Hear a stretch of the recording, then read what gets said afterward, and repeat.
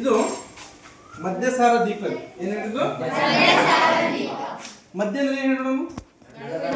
ಅಲ್ಲಿ ಬರ್ದು ನೋಡ್ರಿ, ಮಧ್ಯ ಮಧ್ಯ ಎರಡು ಬರ್ದೀನಿ. ಮ್ಯಾಲಿನ ಮಧ್ಯ ಅಂದ್ರೆ ಕೆಳಗಿನ ಮಧ್ಯ ಅಂದ್ರೆ ಯಾರು ಹೇಳ್ತೀರಿ? ಹೇಳಿ ಬರ್ ಹಿಡಿ ಬರ್ ಹೆಂಗಿಡಿ ಗೊತ್ತಾ?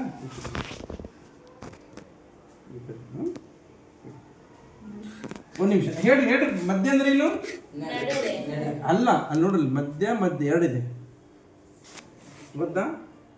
ಗೊತ್ತಿಲ್ಲ? ಮಧ್ಯ ಕೆಳಗಿನ ಮಧ್ಯ ಅಂದ್ರೆ ನಡುವೆ, ಮೇಲಿನ ಮಧ್ಯ ಐತಲ್ಲ, ಮಧ್ಯ ಐತಲ್ಲ, ಮಧ್ಯ ಅಂದ್ರೆ ಸಾರಾಯಿ ಆಯ್ತಾ? ಅದ್ರ ಆಲ್ಕೋಹಾಲ್ ಇರ್ತದೆ. ಏನಿರ್ತದ್ರಲ್ಲಿ? ಬ್ಲಾಸ್ಟ್ ಆಗಂತು.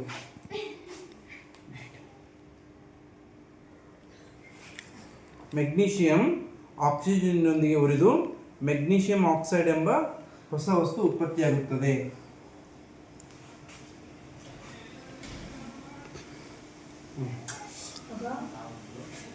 ಹೊಸ ವಸ್ತು ಉತ್ಪತ್ತಿ ಆಗುತ್ತಲ್ಲ ಇದು. ಇದು ರಾಸಾಯನಿಕ ಕ್ರಿಯೆ ನಡೆದಿದೆ ಅಂತ ಹೇಳಿ ನಮಗೆ ತಿಳಿದು ಬರ್ತದೆ. ಕ್ಲಿಯರ್? ಅಲ್ಲೇನು ಪುಡಿ ಬಣ್ಣದ ಪುಡಿ ಉತ್ಪತ್ತಿ ಆಗುತ್ತಲ್ಲ, ಅದು ಮೆಗ್ನೀಷಿಯಂ ಆಕ್ಸೈಡ್. ಏನಂತ ಹೇಳುದು? ಓಕೆ, ಎರಡನೇದು ಪಿ. ಅದು ಮಧ್ಯಸಾರ ದೀಪ ಒಳಗೆ ಸರ ಇರ್ತದೆ. ಏನು ಈಗ ನಾವೇನ್ ಮಾಡ್ತೀವಿ? ಇದಕ್ಕೆ ನಾವು ಕರಿತೀವಿ ಟೆಸ್ಟ್ ಟ್ಯೂಬ್ ಅಂತ ಕರಿತೀವಿ. ಅದು ಕನ್ನಡದಲ್ಲಿ ಪ್ರಣಾಳ ಅಂತ ಕರಿತೀವಿ. ಈ ಪ್ರಣಾಳದಲ್ಲಿ ಏನ್ ಮಾಡಪ್ಪ ಅಂತಂದ್ರೆ PB ಅನ್ನೋದ್ರಿ ಟೇಕನ್ ಟಾಯ್ಸ್ ಅಥವಾ ಸೀಸದ ನೈಟ್ರೇಟ್ ಅಂತ ತಗೊಂಡಿನಿ. ಏನು ತಗೊಂಡಿರಿ? ಇದು ಯಾವ ಕ್ರಿಯೆ ಉದಾಹರಣೆ ಅಂದ್ರೆ ವಿಭಜನೆ ಕ್ರಿಯೆ ಉದಾಹರಣೆ. ಯಾವ ಕ್ರಿಯೆ ಹೇಳಿದ್ದು? ವಿಭಜನೆ ಅಂತಂದ್ರೇನು? ಒಂದೇ ಪ್ರತಿವರ್ತಕ ಇರ್ತದೆ, ಅಲ್ಲಿ ಎರಡು ಅಥವಾ ಎರಡಕ್ಕಿಂತ ಹೆಚ್ಚು ಉತ್ಪನ್ನಗಳಿರ್ತವೆ. ಸೊ ಇಲ್ಲಿ ನಮ್ಗೆ ಏನಪ್ಪಾ ಅಂದ್ರೆ PB ಅನ್ನೋದ್ರ ತೆಗೆದುಕೊಂಡಿವಿ ಅಥವಾ ಸೀಸದ ನೈಟ್ರೇಟ್ ಅನ್ನು ತೆಗೆದುಕೊಂಡಿನಿ. ಇದು ತೆಗೆದುಕೊಂಡು ಏನ್ ಮಾಡ್ತದೆ ಅಂತಂದ್ರೆ ಕಾಯಿಸ್ತೇನೆ. ಅದು ಚಟುವಟಿಕೆ ಎಷ್ಟಪ್ಪ ಅಂತ ಹೇಳ್ತೀನಿ, ನೀವು ಕಾಯಿಸ್ಕೊಡ್ತೀವಿ. ಕಾಯಿಸಿದಾಗ ಏನಂತಪ್ಪ ಅಂತಂದ್ರೆ ಅದೊಂದೇನೋ ಬದಲಾವಣೆ ಆಗುತ್ತೆ ನೋಡ್ರಿ. ಏನು ಕ್ರಾಸ್ ಸೈಡ್ ಐತೆ ರೈಟ್. ಇದಕ್ಕೆ 1.6 ಐತೆ ಪುಸ್ತಕದಲ್ಲಿ ನೋಡ್ರಿ. ಪುಸ್ತಕ ತೊಂಬ ಅಂತ ಹೇಳ್ತೀನಿ ನಿಮಗೆ. 1.6 ಪುಟ ಸಂಖ್ಯೆ 10ರಲ್ಲಿ ಐತೆ ನೋಡ್ರಿ. ಸೀಸದ ನೈಟ್ರೇಟ್ ಅನ್ನು ತೆಗೆದುಕೊಂಡ್ವಿ ನಾವು. ಆಮೇಲೆ ಏನ್ ಮಾಡೀವಿ? ಏನಾದ್ರೂ ಬಣ್ಣ ಬದಲಾವಣೆ ಆಯ್ತು ಅಂತ ನೀವೇ ಹೇಳ್ಬೇಕು. ಈಗ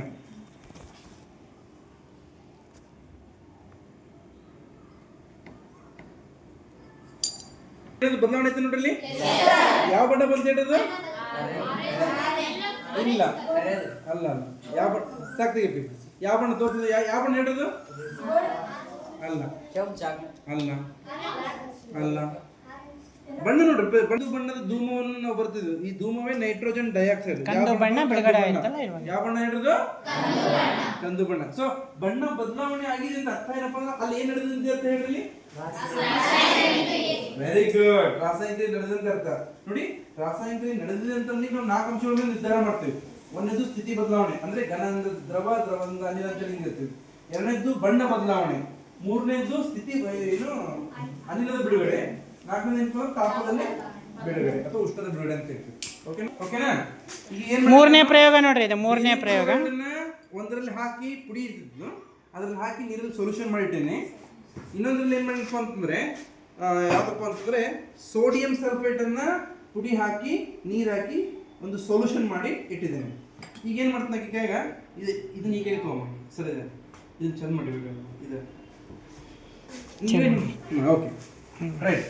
ಈ ಬೇರೆ ಕ್ಲೋರೈಡ್ ಸೊಲ್ಯೂಷನ್ ಅನ್ನು ಸ್ವಲ್ಪನ ಇದ್ರಲ್ಲಿ ಹಾಕ್ತಾ ನೋಡಿ. ಹಾಕಿ ಸ್ವಲ್ಪ ನೀರು ತಗೊಂಡು ಈ ಕೈ ಮೇಲೆ ಇಡಿ. ಸ್ವಲ್ಪ ಬೇಡ, ಸಾಕು ಸಾಕು. ನೆಕ್ಸ್ಟ್ ಇದು ಯಾವ್ದು ಹೇಳಿದ್ರು ಸೊಲ್ಯೂಷನ್? ಇದು ಸೋಡಿಯಂ ಸಲ್ಫೇಟ್. ಯಾವ್ದು ಹೇಳಿದ್ರು? ಇದು ಯಾವುದು? PaCl2 barium chloride. Barium. Okay, ಈ ನೋಡಿ ಬೇರಿಯಂ ಕ್ಲೋರೈಡ್ ಹಾಕ್ತಾ ನೋಡಿ. ಈಗ ಮೇಲೆ ಹಿಡಿದಾಕಮ್ಮ, ಹಿಂಗೆ ಎರಡು ಟಚ್ ಮಾಡೋಕೆ, ಹಿಂಗೆ ಕ್ರಾಸ್ ಕ್ರಾಸ್ ಈ ಥರ.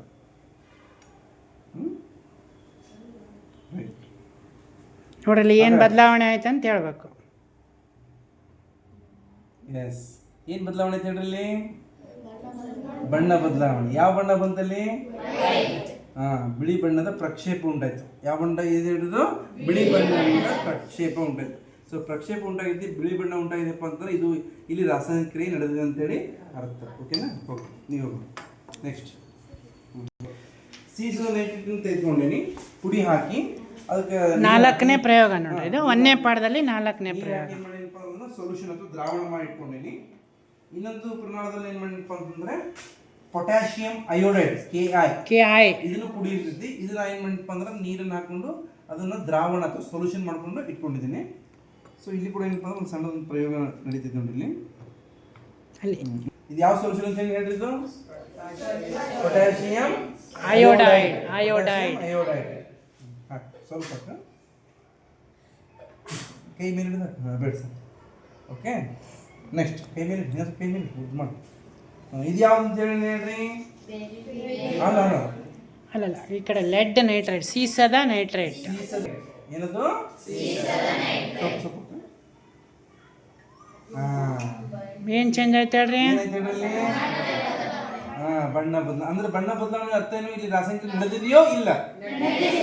ಹಾಗಾದ್ರೆ ಇದು ಎಂಥ ರಾಸಾಯನಿಕ ಕ್ರಿಯೆ ಗೊತ್ತಾ? ಇದು ದ್ವಿಸ್ಥಾನ ಪಲ್ಲಟ ಕ್ರಿಯೆ. ಯಾವ್ದು ಹೇಳಿದ್ದು? ಓದಿದ್ವಲ್ಲ ಎಷ್ಟು ವಿಧಗಳು ಅಂತ, ಅದ್ರೊಳಗೆ ಐತ್ರಿ ಅದು. ಇದು ಯಾವ ಬಣ್ಣದ ಪ್ರಕ್ಷೇಪ ಉಂಟಾಗಿದೆ? ಇಲ್ಲಿ ಹಳದಿ ಬಣ್ಣದ ಪ್ರಕ್ಷೇಪ ಉಂಟಾಗಿದೆ. ಇದು ಹಳದಿ ಬಣ್ಣದ ಪ್ರಕ್ಷೇಪ ಯಾವ್ದು ಗೊತ್ತಾ? ಇದು PbI2 ಅಥವಾ ಸೀಸದ ಅಯೋಡೈಡ್. ಯಾವ್ದು ಹೇಳಿದ್ದು? ಸೀಸದ ಅಯೋಡೈಡ್. ಇಲ್ಲಿ ಬಿಳಿ ಬಣ್ಣದ ಪ್ರಕ್ಷೇಪ ಉಂಟಾಗಿತ್ತಲ್ಲ, ಇದು ಯಾವ ಪ್ರಕ್ಷೇಪ ಗೊತ್ತಾ? ಇದು ಬೇರಿಯಂ ಸಲ್ಫೇಟ್. ಬೇರಿಯಂ ಸಲ್ಫೇಟ್ ಅನ್ನೋದು ಪ್ರಕ್ಷೇಪ. ಇದು ಇಲ್ಲಿ ಹಳದಿ ಬಣ್ಣದ ಪ್ರಕ್ಷೇಪ, ಅದು PbI2 ಅಥವಾ ಸೀಸದ ಅಯೋಡೈಡ್. ಅರ್ಥ ಆಯ್ತಾ? ಇದು ನೋಡಿ, ಇವೆರಡು ಪ್ರಕ್ಷೇಪ ಬಂದ್ವಾ ಇಲ್ಲಿ? ಸರ್, ಪೊಟ್ಯಾಷಿಯಂ ನೈಟ್ರೇಟ್ ಯಾವ್ಯಾವ ರಾಸಾಯನಿಕ ತಿಳ್ಕೊಂಡ್ರಪ್ಪ ಅಂತಂದ್ರೆ, ಒಂದೇದು ಮೆಗ್ನೀಷಿಯಂ ಪ್ಲಸ್ ಆಕ್ಸಿಜನ್ MgO, ಇದು ರಾಸಾಯನಿಕ ಸಂಯೋಗಕ್ರಿಯೆ ಒಂದು ನೋಡ್ಕೊಂಡ್ವಿ ನಾವು. ಆಮೇಲೆ PbNO3 ಟೇಕನ್ ಪ್ರೈಸ್ ಐತಲ್ಲ ಉತ್ತಮ, ಅಲ್ಲಿ ಏನಪ್ಪಾ ಅಂತಂದ್ರೆ ಅದು ವಿಭಜನೆ ಕ್ರಿಯೆ ಉತ್ಪತ್ತಿ. ಇದು ವಿಭಜನೆ ಕ್ರಿಯೆ ಉದಾಹರಣೆ. ಯಾಕಂತ ಕೇಳಲಿ ನೋಡಿ, ಇಲ್ಲಿ ಎರಡು ಪ್ರತಿವರ್ತಕಗಳು ಸೇರಿ ಒಂದೇ ಉತ್ಪನ್ನ ಉತ್ಪತ್ತಿ ಐತಾನೆ, ಅದಕ್ಕೆ ನಾವೇನ್ ಕರಿತೀವಿ? ಸಂಯೋಗಕ್ರಿಯೆ ಅಂತ ಕರಿತೀವಿ.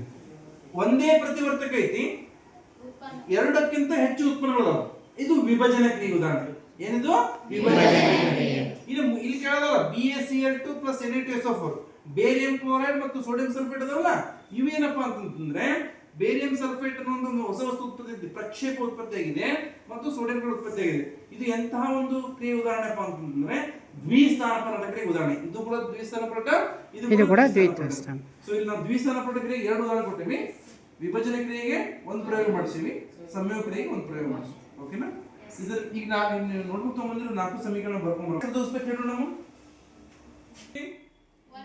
ಒಂದಿದೆ ಆಪ್ಷನ್ ಇಲ್ಲಿ ಎರಡಿದೆ, ಒಂದಿದೆ ಅಲ್ಲಿ.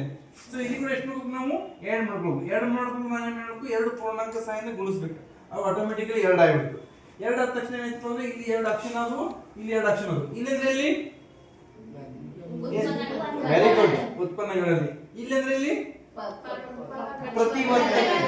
ಪ್ರತಿವರ್ತಕಗಳಲ್ಲಿ. ಓಕೆನಾ? ಈಗ ಮೆಗ್ನೀಷಿಯಂ ಮೊದಲ ಈ ಎರಡು ಬರೋದಕ್ಕಿಂತ ಮುಂಚೆ ಎಷ್ಟು ಹೇಳ್ರಿದು? ಒಂದೈತಿ. ಎರಡು ಬರೋ ತಕ್ಷಣ ಏನು ಹೇಳ್ರಿ? ನೀವು ಗಣಿತದಲ್ಲಿ ಗೊತ್ತಿರ್ಬೇಕು ನಿಮ್ಗೆ, ಎರಡು ABC ಅಂತ ಬರ್ದಿರ್ತಿಲ್ಲ, ಎರಡು A ಗೂ ಸಂಬಂಧ, B ಗೂ ಸಂಬಂಧ, C ಗೂ ಸಂಬಂಧ ಇರ್ತದೆ. ಹಾಗೆ ಇಲ್ಲಿ ಎರಡು ಏನಾಗುತ್ತೆ? MG ಗೂ ಸಂಬಂಧ ಇರುತ್ತಾ? ಈಗ ಎಷ್ಟು ಹೇಳ್ರಿ? MG ಇಲ್ಲಿ ಎಷ್ಟು ಹೇಳ್ರಿ? ಎರಡು. ಎಲ್ಲಿ? Very good. ಎಲ್ಲಿದೆ? ಇಲ್ಲಿ ಎಷ್ಟು? ಇಲ್ಲಿ ಎಲ್ಲಿ? ಇಲ್ಲಿ ಕೂಡ ಎಷ್ಟು ಮಾಡ್ಕೊಳ್ಬೇಕು?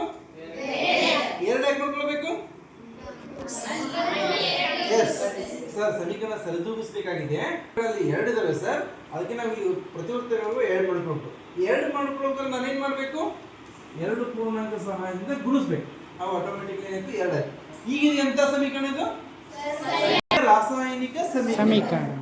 ಇದಕ್ಕೂ ಮುಂಚೆ ಎಂತ ಸಮೀಕರಣ ಇದು ಗೊತ್ತಾ? ಇದೆ